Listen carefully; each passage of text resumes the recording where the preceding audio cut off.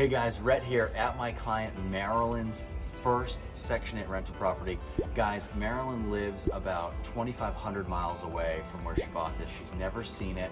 She bought it for $85,000. Let's walk through, talk a little bit about what she bought. This unit was advertised as turnkey, and when we walk through it, you'll see why. The word turnkey is not even in the vocabulary that we use in terms of buying Section 8 rentals or a lot of single family rentals where you have to abide by government specifications like Section 8. So come on in, we'll talk about it.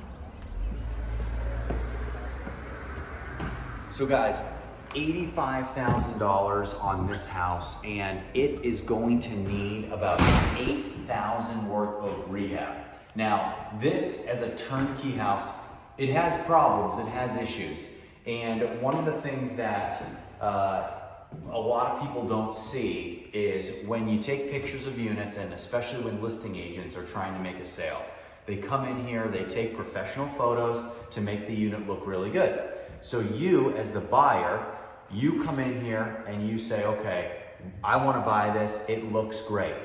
And you're seeing the photos that the listing agent and the photographer want you to see in order to get the sale. You don't see a lot of the realities in the home. And a lot of times, some of the small things are going to add up. So for $85,000, we get to the kind of the top, close to the top of price range when it comes to what we want to spend. Now, this unit right here, needing $8,000 in rehab, purchase price at $85,000, all into it for $93,000. It's going to rent for about $1,200 a month, 100% Section 8. But as we walk through, you'll see that the turnkey aspect of it doesn't exist. So immediately, we need new light fixtures. So it's got old fans throughout the whole unit that you'll see. We're gonna take these out of here. The unit's very dirty. It'll need to be deep cleaned. There are broken windows that need to be fixed. All this cracked glass needs to be fixed. You have just very, very sloppy paint job throughout the whole house. All these markings right here, it's all paint. It's from a painter just coming in here and really not caring and just spraying paint everywhere and just hitting these window sills and hitting these window frames and not really caring. So in general, you have to make sure that when you buy these units, you have boots on the ground. You have someone that comes here to check them out. We've already come through here and done a majority of the outlets throughout this place. But there's still more electrical work that needs to be done. And the majority of work is gonna start here in the next couple days. So you need people on the ground. You need someone to come through here. If you have a tight budget and you can only spend a certain amount of money, whether it's finance or whether it's cash, you need to make sure you have someone come in here and tell you, hey, it's gonna cost us X amount of dollars in rehab, or it's gonna cost us Y. If it doesn't, you're gonna get into a situation where you're gonna get a surprise when you get the rehab bill. And a Section 8 inspector, if they were to walk in here right now, they'd walk right out. They actually wouldn't even get up to the door because on the exterior, there's some chip and paint on the railings that immediate fail. Things you cannot see from the listing. So as we continue to walk through, we get into the kitchen. Electrical panel looks fine. We get into the kitchen. We need a new countertop. So this old crappy countertop falling apart. We need a new countertop here. This all needs to be cleaned. Put a GFI in right there. Same thing right here. Need a GFI. Buy the water source. Okay. You can't have. This is your washer dryer hookups. So you can't have that proximity be like that without having a GFI outlet right there. So stove will go right here, or originally the stove was here. If there's room, actually we'll put the stove there. Refrigerator will go right here. In terms of the water heater, so the water heater is functioning fine. We will need a drain line, an excess drain line to go all the way down. This is actually against code to have this drain line this high. So drain line will need to go down. This is what's called a shark bite. So we don't do any shark bites. Shark bites connect pipes, okay? It's a cheap way to connect pipes. We do not do this. We're gonna get rid of this and we will direct pipe this water from the water line right here up into the water heater. So we'll get rid of that as well. It's a cheap way to do plumbing.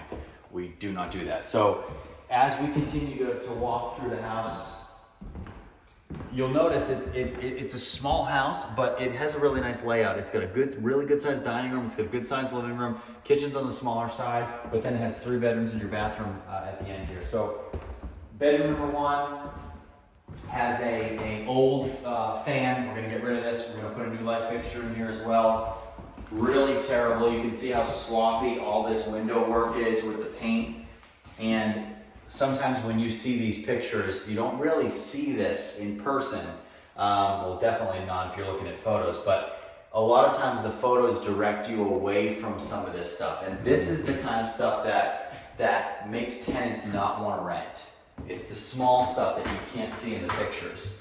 So we open the door here, and it is a nice, strong exterior door, but then we have busted out security mesh that's broken. So that's a pretty significant cut hazard. What we usually do is we'll either eliminate the door completely, we'll put a new door on, or we'll cut this piece out and put a new piece of metal mesh in there if the tenant wants to have this as a bonus on the back of their house. Sometimes they do, sometimes they don't, and we'll leave that up to them. As we walk through back into the hallway, we have our bathroom. So bathroom in here, I have to say, pretty poor paint job and grout job. Really terrible. So it's paint all over the walls. This window won't close all the way. We need an exhaust fan. So what we'll do here, because this window's not fully operable, so what we'll do is we have to make that window operable. We're gonna put an exhaust fan in here. If you come over here and look, you see what I mean by just how poor of a grout and paint job we have here. All the vanity, the way the vanity's caulked is extremely messy, not done very well. All the grout is not clean. There's paint sprayed everywhere. It's all over the ceilings. It's all over this place. I honestly think the person that did this grout has never grouted anything before. It's just like somebody had a lot of grout and was throwing stuff up against the tiles and moving it in and then wiping it off. Very poor job. And we'll come in here, we'll clean it up as best we can to make it look more presentable. We'll have our cleaning crews come in here after this rehab's done to make this place really shine. But it's just, it's sad. When you're going to grout it and you're going to paint it, just take the extra time and do it right, because then it's not gonna make it that much harder to get the right tenant. And guys, keep in mind, this is turnkey, okay? So keep walking here. We go into this back room. This is a little bit strange. So we have carpet here, but underneath this carpet, we actually have a good quality newer carpet. So this is very strange. And all we're gonna do here is we're gonna shampoo that carpet underneath and clean it, and it'll be totally fine. The carpet above this is gross, but it's been laid somewhat recently. You can tell because sometimes when you lay carpet on top of carpet, it can damage the underlying flooring.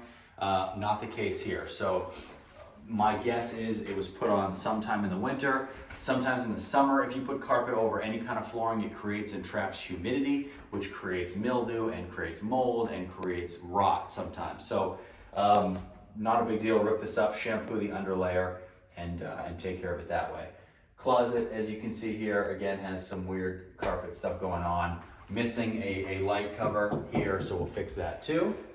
And then as we walk into bedroom number 3, we have bars on these windows. These bars will need to come off if these windows are not operable. If these windows are operable, which this one may be, this one's absolutely not, it's sealed shut, then we'll have to remove the bars from that window. We cannot have bars on windows that are needed for a point of egress. That is a failure. It's also cold in here. Gas is being turned on this afternoon, and we'll be able to crank up the heat in here. So overall, guys, it's a home run of a property. You talk about getting in at $85,000, putting 8,000 into it, being all in at 93,000. This will take just a couple of days to do, and then we'll be able to get it photographed and get it on the market looking significantly better than this. Being able to do a project like this and being almost 3,000 miles away is very, very hard to do. It's borderline impossible to do if you don't have the right people and if you don't have the right team. And over the years, that's what I've built. I've built these teams in markets across the country to allow you to invest wherever you are, to buy properties, onboard them, rehab them, or not rehab them, depending on how good a shape they're in. Get them with property management that specializes in Section 8. Get them up and running and cash flowing for as long as you want to have them for. And hopefully you want to build a big portfolio, live off that cash flow, and be able to leave that job that's making the rules in your life. If you guys want to do this, you want to be like Marilyn, you want to start building your Section 8 portfolio, send me an email in the description below. Work with me, work with my team. We'll get you started and we'll do it together. See you.